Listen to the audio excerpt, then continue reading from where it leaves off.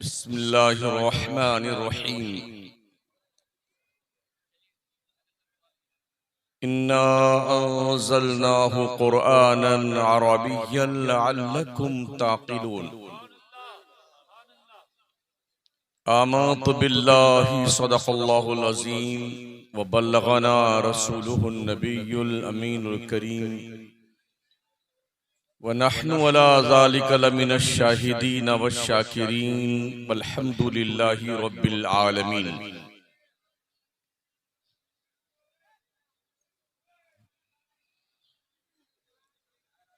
इंतहाई खुलूस और मोहब्बत के साथ अपने और सारी कायनात के मरकज़ रहमत आलम ताजदारी मदीना जनाबे मुहम्मदुर रसूलुल्लाह सल्लल्लाहु ताला अलैहि वसल्लम की बारगाहे करम में दुरूद पाक की नजरें पेश करें।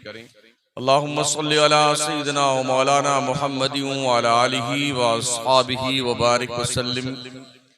सलातो व सलामुन अलैका सय्यदी या रसूलल्लाह अलैका सलातु व सलाम।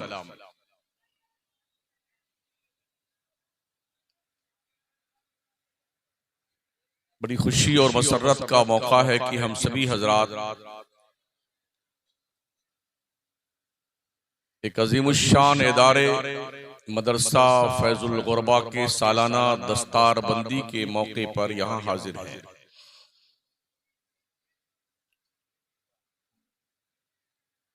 मदरसे ने अपनी तरफ से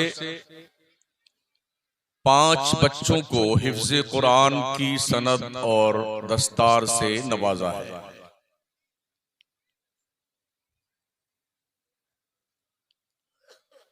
इल्म कितना जरूरी है ये कम से कम मुसलमान को तो पता होना ही चाहिए।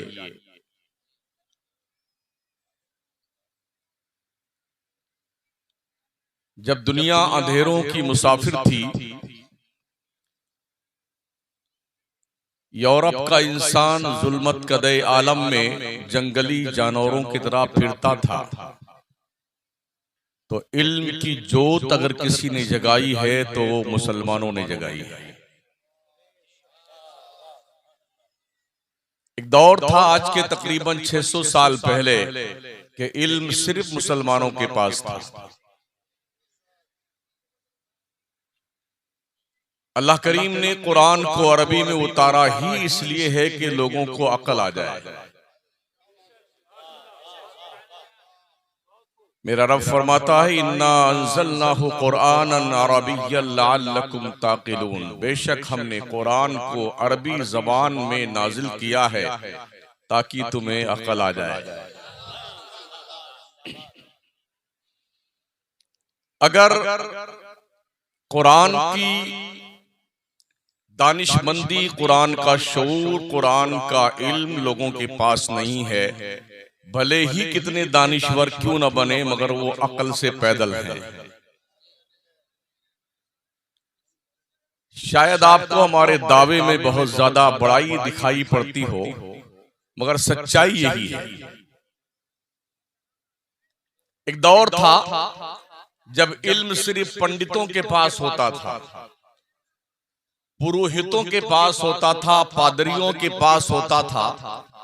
कानों में इल्म सिखाया जाता था, लोग कान में पढ़ देते थे और 1-2 आदमी के पास इल्म होता था, बकिया पूरी दुनिया जाहिल, गंवार, अनपढ़ रहती थी। मगर जब हमारे नबी सल्लल्लाहु ताला अलैहि वसल्लम तशरीफ लाए, इल्म को इतना सस्ता कर दिया जितना सस्ता पानी है और हवा है।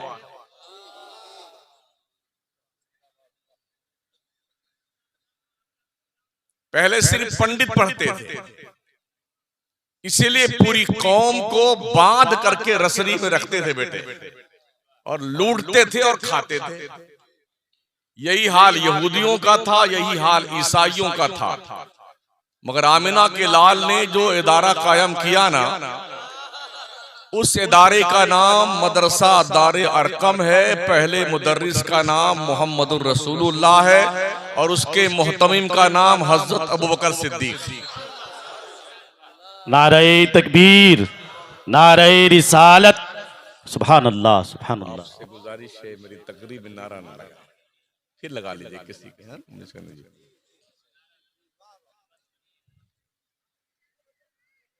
उस मदरसे में अगर मक्का का उमर पढ़ता था तो हबशा का बिलाल भी पढ़ता था।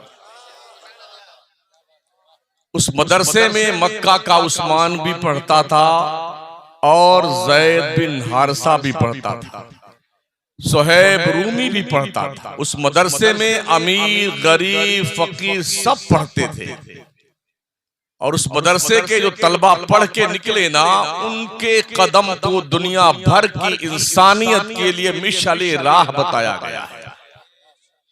अस्हाबी कन नुजूम फबिअय्यिहिम इक्तदैतुम इह्तदैतुम। ये कैसे पढ़े लिखे लोग थे, जब इन्होंने पढ़ना शुरू किया तो दुनिया की सारी कौमों ने इनकी बारगाहे नाज में जानुए तलम्मुस तह करना शुरू किया। कुरान आया इसीलिए कि इंसान अक्लमंद बन जाए। दुनिया को पढ़ने दो ना, कसम खुदा कि इनके बाप को मुसलमान होना पड़ेगा। इस्लाम दिलों को इंप्रेस करता है। अगर ऐसा ना होता तो अब तक कब का खत्म हो गया होता इस्लाम। मगर इस्लाम जिहालत का मजहब नहीं है, इस्लाम अज्ञानता का मजहब नहीं है, इस्लाम अनपढ़ लोगों का मजहब नहीं है। मगर कितनी हैरत है, जिस मजहब इस्लाम के मजहबी किताब का नुज़ूल बहैसियते नुज़ूल पहली आयत अल्लाह करीम ने पहले बार जब 571 साल के बाद ईसा पैगंबर को आसमान पे उठाए जाने के 571 साल बाद जब अल्लाह अपने बंदों से मुखातब हुआ नबी के तवस्सुत से, तो पहला मैसेज ही क्वालिफिकेशन का था, इकरा, पढ़ने का। कितनी हैरत है, जिस कौम के मजहबी किताब का आगाज क्वालिफिकेशन से हो रहा है, उस कौम का हाल ये है कि शेड्यूल कास्ट से भी निचले तबके में तालीम के मामले में जितनी रिपोर्टें हमारे मुल्क की हैं, चाहे वो मंडल आयोग की रिपोर्ट हो, श्री कृष्णा कमीशन की रिपोर्ट हो, सारी रिपोर्टें ये बताती हैं मुसलमान बहुत पीछे है तालीम के मामले में, बहुत पीछे है तालीम के मामले में। जब तक हमने पढ़ा था, दुनिया के 3 बर्रे आजम पर हमने हुकूमत की है। ये पढ़े लिखे लोग थे जिन्होंने अखंड भारत पर 800 साल हुकूमत की थी। 8 साल में पगलाए हुए लोगों को शऊर नहीं आता है। अगर 800 साल में एक भी मुसलमान पगला गया होता, हिंदुस्तान का नक्शा बदल गया होता, मगर ऐसा हुआ नहीं, इसलिए कि इस्लाम जबरदस्ती का मुसलमान एक्सेप्ट ही नहीं करता है। डडोरा पीटा जाता जरूर है, धर्म परिवर्तन, धर्म परिवर्तन, धर्म परिवर्तन। हमारा अल्लाह ही नहीं मानता ऐसे मुसलमान को मुसलमान जिसको जबरदस्ती मुसलमान बनाया जाए। इस्लाम अंधेपन का मजहब नहीं है, फैक्ट है। पढ़िए, समझिए और फिर ईमान लाइए कि इस्लाम सच है, अल्लाह एक है। ये नहीं कि हमने चलो एक पीपल के दरख्त को एक लंगोटी पहना दी और आंखें मूंद के बैठ गए अगरबत्ती लेकर के। इस्लाम इसका मजहब नहीं है, इस्लाम पढ़ने लिखने का मजहब है। अल्लाह ने सारी तरक्कियां मोहम्मद मुस्तफा सल्लल्लाहु अलैहि वसल्लम के कदमों से बाज़ाब्ता बांध कर रखी थी।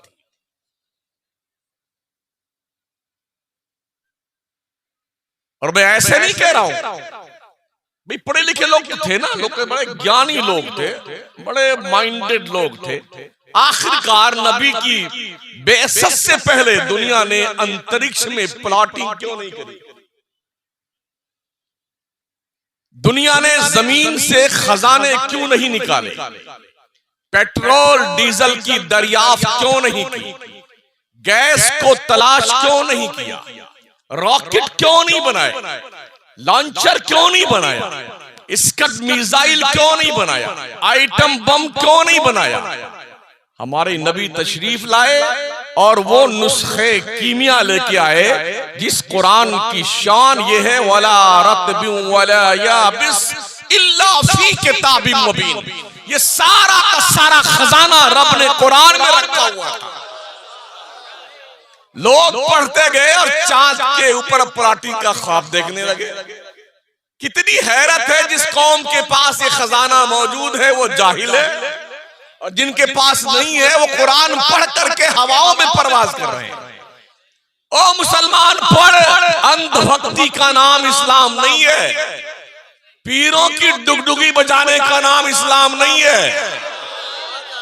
पढ़ो, इस्लाम पढ़ने का लिखने का नाम है। मेरा मौला फरमाता है, नून वल कलमी वमा यस्तुरून, कसम है कलम की और कलम जो कुछ भी लिखता है। तुमने कलम को समझा क्या है?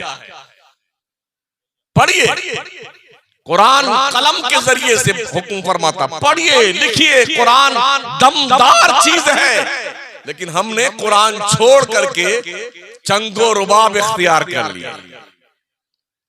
नाचना गाना, पहले तो नचनिए आते थे नाचने के लिए, अब नौजवान नाचता है जी। किसी दोस्त की शादी हो जाए ना तो अब दूसरी जगह से नचनिए, वो भी बेचारे सब कम वक्त अपने मत्थे पे हाथ रख के रोते, कमीने कहां से पैदा हो गए, मेरा धंधा चौपट। जितनी भी शादी हो ना ऐसे नाचते बेटे। अच्छा, और नाचने से पहले ये 4-5 दिन पहले ऐसा क्रीम पाउडर गाल को खुरच खुरच करके, जैसे कश्मीर का सेब नहीं होता, ऐसे लाल लाल बना लेते हैं। और सरे अकदस पर इनके जो बाल शरीफ उगते हैं जैसे खिंजीर के नहीं होते, हाँ यहीं तक ऐसे इतना रहता है। हाँ, और यहाँ रनवे बना रहता है, यहीं पर हेलीकॉप्टर उतरे यहाँ के रुके।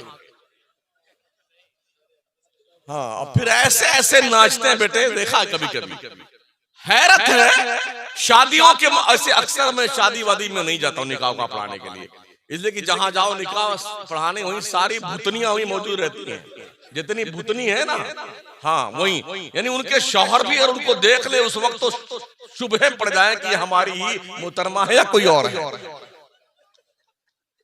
और अगर रात में कोई बच्चा इनको देख ले भूतनियों को, तो 14 दिन कोमा में रहेगा। हाँ, सारी की सारी मंडली कमंडली वहीं मौजूद रहती है।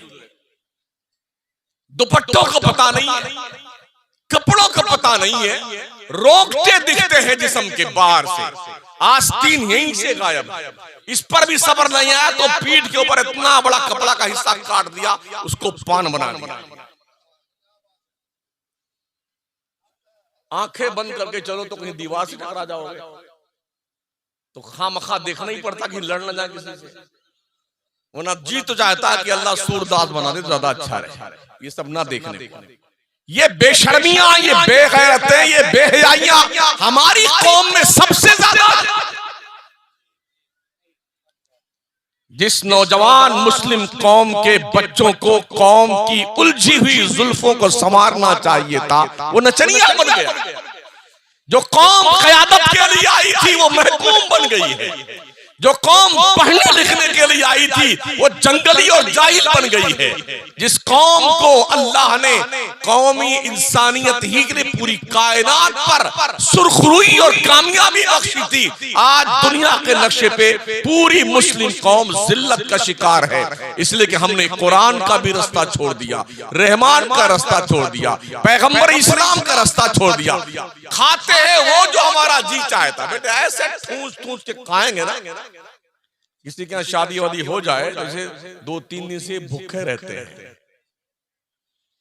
पहले तो बड़ी अदब से हजरत लोग बिठाते थे, भाई सब बैठिए लाइन से, फिर प्लेट लगती थी, फिर उसमें लाके खाना डाला जाता था, फिर रोटी दी जाती थी, फिर कहते थे बिस्मिल्लाह फरमाइए, फिर लोग शुरू करते थे। और अब ऐसे लगा दिया है, कचुम्बड़ वहां है, रोटी वहां है, सब्जी वहां है, गोश्त उधर है, चावल उधर है।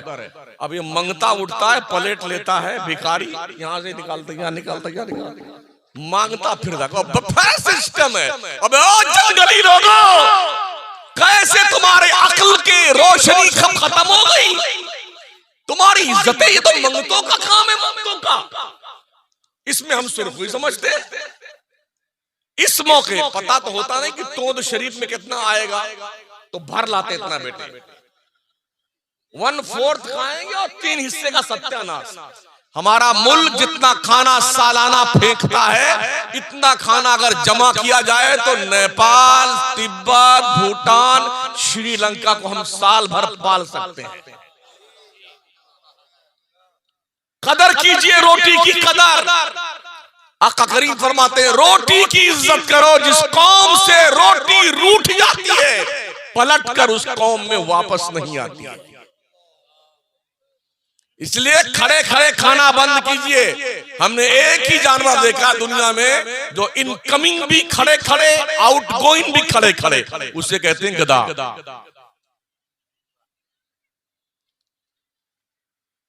सारा काम वो खड़े खड़े करता है। और आज हमारा मुसलमान ये करता है और समझता है कि हम बहुत हाई फाई हो गए। अरे पढ़ लिख करके शऊर आना चाहिए, तुम तो उल्टे गधे बनते जा रहे हो। इल्म तो रोशनी लेके आता है ना। वेस्टर्न कल्चर को अगर तुमने आसमानी तबर्रुक समझा है तो देख लो और पढ़ लो, यूरोप का इंसान इतना पगला गया, इतना पगला गया कि भाग भाग करके अपना मजहब छोड़ के इस्लाम के दामन में पना ले रहा है।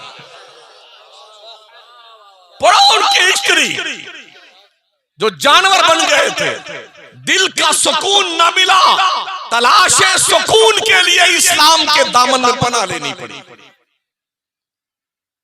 कुरान पढ़िए ना, कुरान हिदायत और रहबरी के लिए। इन हाज़ल कुरान यहदी लिल्लती ही अक़वम, बेशक ये कुरान सिर्फ तुम्हारे मुर्दों की बख्शी करवाने नहीं आया। हाँ, ये कुरान पूरी दुनिया की इंसानियत की हिदायत और रहबरी के लिए आया। मगर जैसे कोई मरेगा ना घर में, भाग के आएंगे हजरत मौलाना मंसूर साहब किबला, हमारे अब्बा मर गए, यतीम बच्चों को भेज दीजिए। बेटा यतीम तो तू बना है, बाप तेरा मरा है, यतीम बच्चे यहाँ बैठे हुए हैं। यतीम बच्चों को बुला दीजिए फातिहा करने के लिए। जनाब आप यतीम हुए हैं इसलिए कि आपका बाप मरा है और ढूंढ रहे हैं मदरसे में यतीम बच्चों को। अब फिर क्या कहेंगे, दिन में ही करवाइएगा फातिहा कुरान खानिया। अगर इन्होंने कह दिया ना कि थोड़ा अभी पढ़ाई का वक्त है, बाद में छुट्टी के, अरे अगर नहीं किया ना आ जाना चंदा लेने, बताएंगे आप। ये डाउन्स भी देते हैं बेटे। अरे शुक्र मनाओ इन मदरसों का, वरना बगैर कफन और दफन के जाओगे बेटे। अभी गया लेटेस्ट मामला, 2 साल नहीं गुजरे, 3रा साल चल रहा है। लॉकडाउन के पीरियड में न कफन, न दफन, न जनाजा, न गुसल शरीफ, न जियारते रूए जेबा, कुछ नहीं। ऐसे मारे गए बेटे, ऐसे मारे गए। कलेजी बेच दी, गुर्दा बेच दिया, आंतड़ियां बेच दी, दिल बेचा, औजना भेजा बेच दिया, आंखें निकाल ली। ऐसा प्लास्टिक में पैक किया ना, यूं पैक करने का 2 बंदूकधारी आएंगे, वो भी प्लास्टिक में लिपटे रहते हैं। हाँ, और कब्रिस्तान आए, जेसीबी के कब्र खोदी जाती है, उसी जेसीबी से ताकि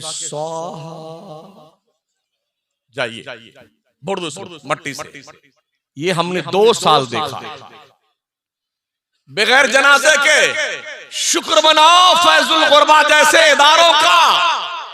मरोगे तुम तो तुम्हारे मरने के बाद तेरे जनाजे की नमाज कोई डॉक्टर नहीं पढ़ाएगा, कोई इंजीनियर नहीं पढ़ाएगा, कोई लॉयर नहीं पढ़ाएगा, यही मदरसे के बच्चे और उलमा पढ़ाएंगे। तुम हकीर नजरों से देखते हो मदरसों को। ये मदरसे ना होते ना तो सरों पे इज्जत का ये वकार नहीं दिखता। ये मदरसे ना होते ना तो दिल में कलमे की रोशनी नहीं होती। ये मदरसे ना होते तो मस्जिदों के मीनारों पर अजान की लाहूती आवाज ना गूंज रही होती। ये मदरसों का एहसान है कि आज इस्लाम जिंदा है, आज मुसलमान जिंदा है। जब ही मदरसों पे बड़ी पैनी नजर है जी। आज ये जांच, कल वो जांच, परसों वो जांच, अब इसकी जांच, अब उसकी जांच, मौलाना के फाइल की जांच, मदरसे की जमीन की जांच। अरे और बहुत सारे स्कूल चलते हैं भैया, उनकी भी जांच कर लिया। मदरसों ने तुम्हारा क्या बिगाड़ा? अरे जहां ढंग की टोटी मौजूद नहीं है, ढंग की चटाई मौजूद नहीं, वहां बम ढूंढने आते हैं। बोले मदरसों में आतंकवादी पैदा होते हैं। बेटे एक को नहीं पैदा हुआ आज तक। जितने पकड़े गए हैं आज तक उनमें कोई एक भी मुसलमान नहीं, सब तुम हो। हम कहीं नहीं है, हम कहां हैं? दिल्ली के राजपथ पर जाके देखो, आजादी हिंद के लिए 83,000 इंसानों ने जो कुर्बानियां दी थी, जो नाम वहां लिखा है उसमें 63,000 ओनली मुस्लिम है। बकिया में तुम सब हो। 63,000 मुसलमान हैं 83,000 में, जिन्होंने कुर्बानी दी है देश की। और इन कुर्बानी देने वालों में उलमाए अहले सुन्नत सरे फेरिस्त है, कोई चंबुड़ी वहाबड़ा नहीं इसमें। ये सब इमाम अहमद रजा के इश्क के मतवाले लोग हैं, ख्वाजा के दीवाने, मखदूम पिया के मानने वाले ये वो लोग हैं जिन्होंने कुर्बानियां दी। वो आप ही क्या जाने कुर्बानी किसको कहते हैं। ये कमबख्त कल भी डकैत थे, आज भी डकैत थे। अभी नहीं सुना उसका बयान कि दोनों एक के हैं। एक बदनी नहीं है, बदनी। हाँ, ये दोनों एक ही हैं। कितनी हैरत की बात। दिल्ली की सरहद से लेके शेर शाह सोरी रोड पर लाहौर तक 57,000 उलमाए अहले सुन्नत को पेड़ों पे लटका कर अंग्रेजों ने सूली पे चढ़ाया। किस जुर्म की पादाश में? देश की आजादी का बिगुल बजाने। अभी बड़ा दुख है लोगों को, फतवाबाज मौलाना लोग हैं। बेटे ये फतवा ना होता ना तो देश आजादी नहीं होता, आजादी नहीं होता देश। ये अल्लामा फजल हक खैराबादी का फतवा था। पूरे हिंदुस्तान के हिंदू मुस्लिम सिख ईसाई को एकजुट होकर के मतवाला और दीवाना बनकर देश की आजादी के लिए सीना सुपर होने का हौसला अता फरमाया। ये मदरसे के मौलाना का फतवा था, जिन पर तुम्हारी नजरों में आज खून चढ़ा हुआ है। अरे हमें काम तो करने दो ना मदरसे वालों को। कसम खुदा की, हमारे मुल्क की सरहद पर कोई आंख तो उठाकर देखे, हमें काम तो करने दो। हम बताएंगे देश की वफादारी क्या होती है। हम देश की भक्ति नहीं करते हैं, देश से प्रेम करते हैं। हम भक्ति तो मोहम्मद मुस्तफा की नहीं करते, इबादत हम सिर्फ खुदा की करते हैं, प्यार हर किसी से करते हैं। देश के जर्रे जर्रे से, देश के पानी के कतरे कतरे से, हर पत्ते से हम प्यार करते हैं। समझ रहे हैं? बोले हाँ देश भक्ति के गीत गाइए। हम तो देश भक्ति के गीत कभी नहीं गाएंगे, देश प्रेम होने के गीत गाएंगे। बड़ा फर्क है, बड़ा फर्क है देश भक्ति में और देश प्रेमी में। जो भक्ति करता है वो आंखें मूंद के बैठता है, कुछ नहीं दिखता उसे, और प्रेम करता है वो चारों तरफ देख के चौकन्ना रहता है कहां से अटैक होने वाला है। समझ रहे हैं? इसलिए जरूरत इस बात की है साथियों, इन मदरसों की कदर करें। मदरसों की लोगों अपनी कमाई का कुछ हिस्सा मखसूस कर लिया करो कि मुझे पर मंथ मदरसों में इतना देना है। ये उलमा तुमसे बेहतर धंधा कर सकते हैं। इन्होंने बे मुजारबत पढ़ी है, बाबुल बुयू पढ़ा है, बे ताती पढ़ी है, बे सलाम पढ़ा है। धंधा होता कैसे है, कई कई किताबें इन्होंने छान मारी है। अगर ये मेहनत करने पे आ जाएं तो किसी के बाप से ज्यादा धंधा कर सकते हैं। समझ रहे हैं?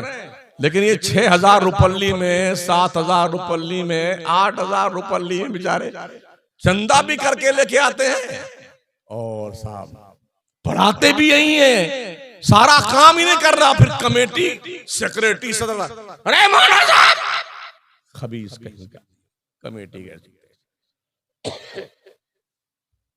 तू जा चंदा लेके आना बेटे। किसी भी सेठ की जेब से 5 रुपया निकालना कितना मुश्किल होता है, हमने देखा। मुंबई जैसे शहर में जब चंदा करने लोग जाते हैं ना, तो उनकी सखावत का भंडारा एक ही रात में फूटता है, 27वीं रात। और कहते कि नहीं सबको 27 बुलाते हैं। अब बेचारा एक ही तारीख में एक ही रात में कहां कहां जाए। अब मान लीजिए भयंदर किसी की सेंट का जाना है, उसी कुलाबा जाना, उसी टाइम दारू खाना जाना है।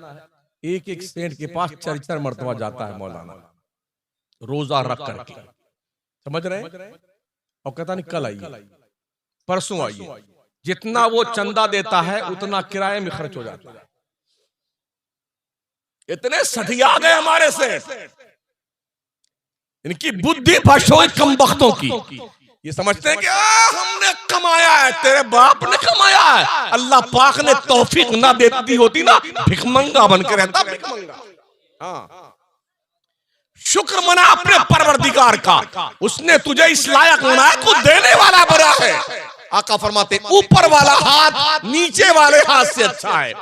एहसान मानो इन उलमा का, तुम्हारे पास आकर के कुछ पैसे ले आते हैं जो दीन में खर्च होता है, वरना पता नहीं कहां तुम खर्च करोगे। अय्याशी फहाशी बेहयाई में हो सकता है तेरी बख्शिश की जमानत बन जाए ये चंद रुपए। मदरसों का हाल देख रहे हैं, कहीं की ईंट कहीं का रोड़ा, भानमती ने कुंभा जोड़ा। ढंग का यार दरवाजा नहीं है, टूटियां टूटी हुई हैं, दरोशनदान बिखरा हुआ है, और जो खिड़कियां लगी हैं, अगर वो खिड़की लग गई है तो खिड़की में दरवाजे नहीं है। सर्दियों के मौसम में कड़कती हुई सर्दी और तड़पते हुए बच्चे। हमारी आवाज खुद बिगड़ी हुई है, आप परेशान ना होइए, ठीक ठाक हो जाएगी। अरे कुछ मत बढ़ाइए, सब ठीक ठाक है। हाँ, थोड़ा जुकाम उकाम हो गया ना पानी बदलने से, तो चलता रहता, खांसी वासी आती रहेगी, काम अपना होता रहेगा। तो अर्ज में कर रहा था साथियों, हमने मदरसों के हालात देखे हैं। हम भी मदरसों में, मदरसे ही में पढ़े हैं, और अल्लाह गवाह है, एक छोटे से गांव में पैदा हुई। मेरे रब ने इतना करम किया कि छोटे से गांव के एक छोटे से मौलवी को जमीन से उठा करके चौथे आसमान पे पहुंचा दिया। ये इल्म दीन मुस्तफा की बरकत। हक बोलना शुरू कीजिए। मैं अपनी बिरादरी के लोगों से बड़े अदब से इल्तिमास करूंगा, किसी के बाप से नहीं डरना है। जितनी रोजी अल्लाह ने मुकद्दर में लिखी है, किसी का बाप एक पैसा छीन नहीं सकता, और कोई एक पैसा ज्यादा दे नहीं सकता है। हमारी ड्यूटी यह है कि हम रब का काम करें, मुस्तफा का काम करें। अल्लाह करीम है, वो चाहता है तो मकड़ी के जाले से अपने महबूब की हिफाजत कर लेता है, और जब उसके गजब का तीर चलता है ना, तो शद्दाद को उसकी जन्नत की चौखट पे पटक के मारता है। कारून जैसे दौलतमंद को जमीन में धंसा के मारता है। खुदाई का दम भरने वाले नमरूद को लंगड़े मच्छर से मारता है, और खुदाई का दावा करने वाले फिरौन को दरिया में डुबो के मारता है। इसलिए कोई सठियाया हुआ सेठ ये ना समझे मैं तो फॉर्च्यूनर में चल रहा हूं। बेटे तुम मरेगा ना तो तेरी औलादें तेरी फॉर्च्यूनर साइड में छुपा कर रख देंगी, अब्बा की मरी हुई डेड बॉडी की हवा ना लगने पाए फॉर्च्यूनर।